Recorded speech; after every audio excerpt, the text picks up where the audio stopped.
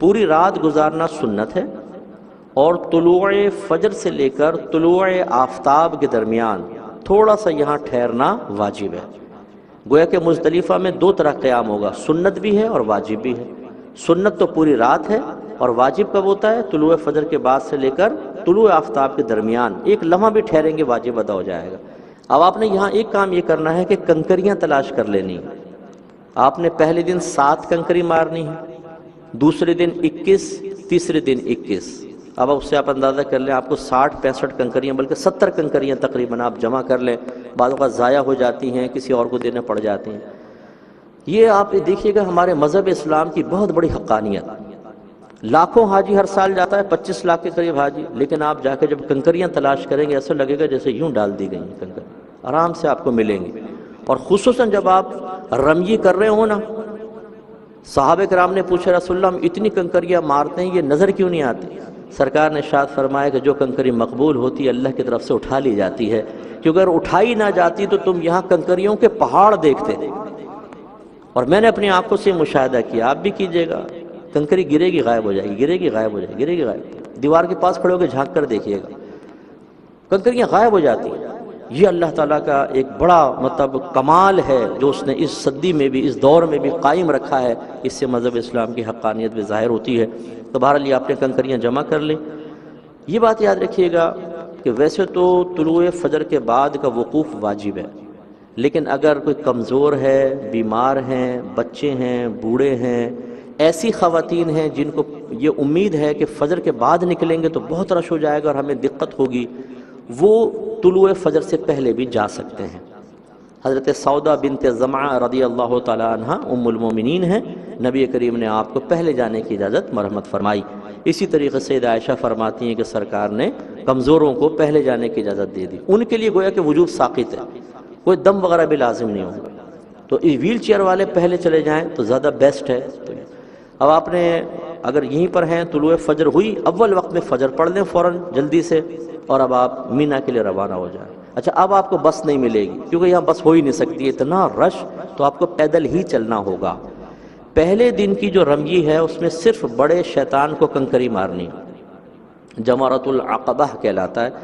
اور یہ دراصل ابراہیم علیہ السلام جب ذبح فرمانے لگے تو شیطان نے آ کے مداخلت بیجا کا ارتکاب کرنا چاہا، تو آپ نے کنکری ماری تھی اس کو، تو وہ ہم سنت پوری کرتے ہیں۔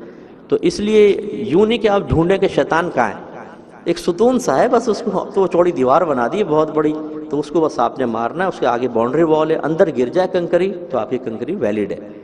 پہلے دن کنکری مارنے کا وقت ویسے طلوع فجر کے بعد شروع ہو جاتا ہے، لیکن سنت ہے طلوع آفتاب کے بعد مارنا۔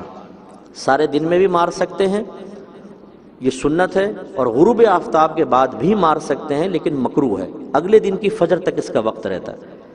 لیکن جو لوگ کمزور ہوتے ہیں، بیمار ہیں، جو دن میں مارتے ہوئے گھبرائیں، ان کے لیے بہتر یہ ہے کہ غروب آفتاب کے بعد جائیں، نائٹ میں چلے جائیں، رش بہت کم ہوگا، اور ان کے ساتھ چونکہ صحیح شرعی عذر ہے اس لیے کوئی دم وغیرہ بھی لازم نہیں ہوگا، یہ کراہت نہیں ہوگی، اس میں دم تو ویسے بھی نہیں ہوتا، کراہت نہیں ہوگی۔ لیکن یہ یاد رکھیے گا کہ ہر شخص کنکری خود اپنی طرف سے مارے گا۔ بعض اوقات ہم وکیل بنا دیتے ہیں، عورتیں کہتی ہیں ہم نہیں جا رہے رش میں، تم مار دینا ہماری طرف سے۔ یہ وکالت اس میں جاری نہیں ہوگی، اگر کوئی مارے گا عورت کی طرف سے ادا نہیں ہوگی اور دم لازم ہو جائے گا۔ ہاں اگر کوئی بیمار ہے، واقعی بہت ہی شدید بیمار ہے، بہت ہی کمزور ہے، اس کو پس جانے کا اندیشہ ہے، تو وہ پھر رک سکتے ہیں، جیسے بزرگ ہوتے ہیں، بہت ہی بوڑھے ہوتے ہیں، وہ کسی کو وکیل بنا سکتے ہیں، ان کی کنکری وہ کوئی شخص مار لے گا، ادا ہو جائے گا۔ اب آپ غور کریں، 8 ذوالحجہ کو آپ مینا میں آئے، اگلے دن کی فجر کے بعد چلے تو 9 آ گئی تھی عرفات میں، پھر آپ رات میں مزدلفہ آئے تو 10ویں کی رات طلوع فجر ہو گئی، اب ہے 10 ذوالحجہ جس میں آپ کنکری مار رہے ہیں۔ اس میں فقہ حنفی کی روشنی میں ترتیب واجب ہے، جو مناسک ادا کرنے ان میں ترتیب واجب ہے۔ تو نمبر 1 آپ نے کنکری ماریں گے، نمبر 2 پھر آپ قربانی کریں گے، نمبر 3 پھر حلق یا قصر کروائیں گے، ٹھیک ہے نا، اور پھر نمبر 4 طواف الزیارہ ہے۔ یہ حج کا رکن اعظم ہے، وقوف عرفہ، طواف الزیارہ۔ تو جو ابھی چونکہ ہم حج تمتع کا ذکر کر رہے ہیں تو یہ ترتیب واجب ہے، یاد رکھیے کہ پہلے آپ کنکری ماریں گے، پھر آپ کی قربانی ہو جائے، پھر اس کے بعد اب حلق کروائیں گے اور پھر میدان طواف الزیارہ کے لیے جائیں گے۔ حج قران میں کیا ہوگا، بس مختصراً میں اس کو عرض کر دیتا ہوں کہ حج قران میں چونکہ آپ نے عمرے اور حج کی ایک ساتھ نیت کی ہے، آپ گئے، آپ نے عمرہ کر لیا، عمرہ کرنے کے بعد ان کے لیے طواف قدوم سنت ہوتا ہے، ایک طواف کر لیں گے، اور جیسے آپ کو سمجھایا تھا یہ طواف قدوم کر لیا، اس کے بعد سعی کر لیں حج کی نیت سے تو آسانی رہے گی، طواف الزیارہ کے بعد نہیں کرنی پڑے گی۔ باقی پھر وہی تمام چیزیں ان کے لیے بھی وہی ہیں۔ حج افراد کرنے والا ڈائریکٹ جا کر پہلے طواف قدوم کرے گا، اس کے لیے سنت ہے، اور وہ طواف قدوم کرنے کے بعد حج کی سعی کر لے تو آخر میں نہیں کرنی پڑے گی، اور باقی پھر وہ عمرہ تو ہے ہی نہیں، اس پر وہ آگے حج کے مناسک بالکل ویسے ادا کرے گا جیسے آپ کی خدمت میں ذکر کیے ہیں۔ اب یہاں سے مدینہ منورہ جانا ہے، بعض پہلے ہو کر آتے ہیں لیکن ہم نے چل یہ ترتیب رکھی، پھر مدینہ منورہ پہنچیں تو بڑے ہی خلوص اور اطمینان کے ساتھ وہاں پر ارکان کو ادا کریں۔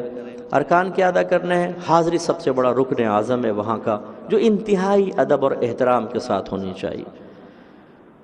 تو یا وہاں پر جو باب جبریل سے باہر نکالتے ہیں، بہرحال اب وہ طریقہ یہ ہے تو آپ اسی طریقے سے نکلیں۔ پہلے ہوٹل پہنچیں، جب مدینے کے حدود نظر آئیں تو چلا ہوں ایک مجرم کی طرح میں جانب آقا، نظر شرمندہ شرمندہ بدن لرزیدہ لرزیدہ، طواف کوچائے جانا کے قابل کون سمجھے گا، میرا احرام ہستی دیکھ کر بوسیدہ بوسیدہ۔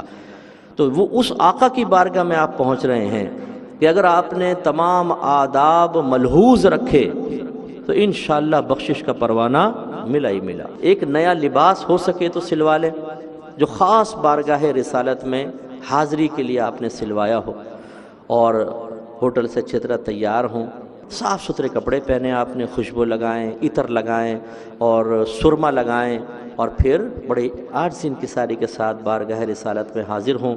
جب سنہری جالیوں پر حاضری کا موقع ملے تو بڑے ادب کے ساتھ کھڑے ہوں۔ یاد رکھیں آقا نعمت امام اہل سنت رحمت اللہ علیہ نے جالیوں کو چھونا بے ادبی قرار دیا ہے۔ 4 قدم کے فاصلے پر کھڑے ہوں، ہاتھ باندھ کر ادب سے پہلے سرکار کی بارگاہ میں سلام عرض کریں، پھر شیخین کریمین کی بارگاہ میں سلام عرض کریں، اور اس کے بعد پھر اپنے دعا مانگیں، اور پھر وہاں سے بغیر پیٹھ کیے نکل آئیں۔ یہ بادب طریقہ ہے۔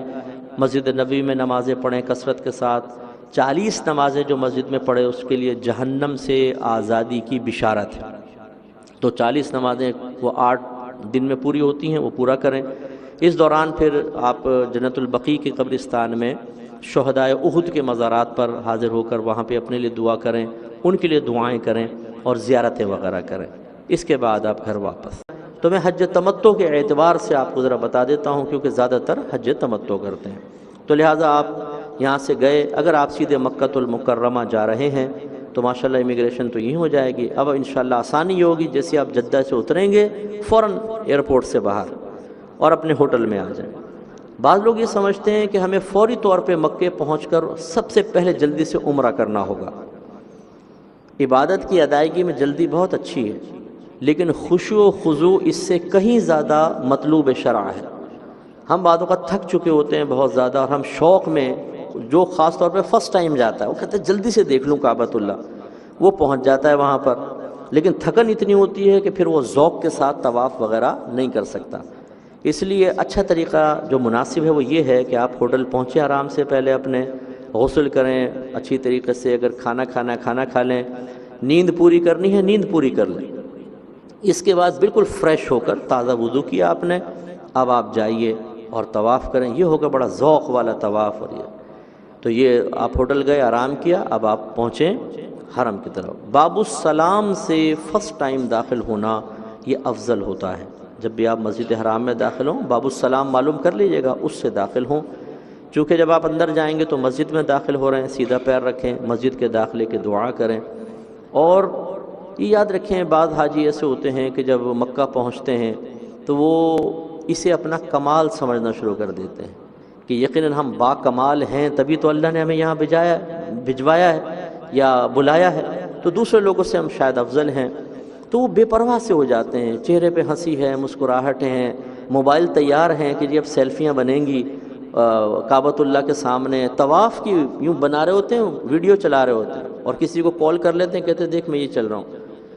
یہ یاد رکھیے کہ وہ مقام سمجھ لیجئے ایسا ہے کہ ایک مجرم اپنے آقا کی بارگاہ میں حاضر ہوا ہے۔